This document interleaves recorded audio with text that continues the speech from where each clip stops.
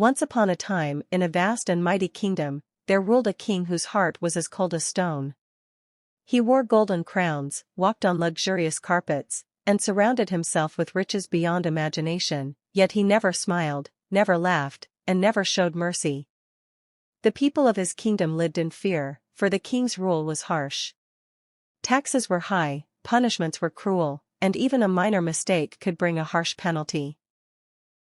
The peasants toiled endlessly in the fields, bringing the harvest to the royal granaries, only to see the king fill his vaults while their children went hungry.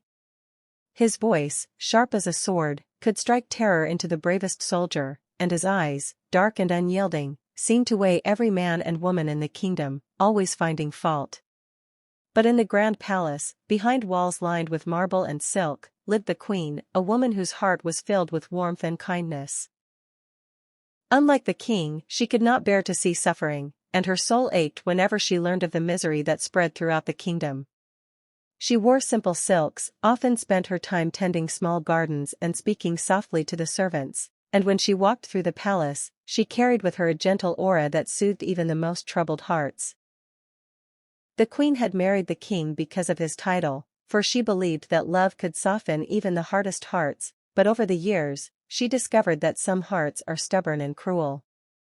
The queen often watched the poor from the palace windows, seeing the children playing in the mud, their clothes torn, their feet blistered from walking on rough paths.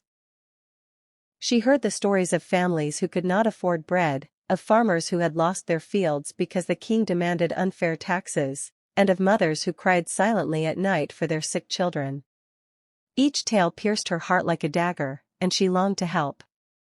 She began secretly gathering supplies, grains, vegetables, and clothes, and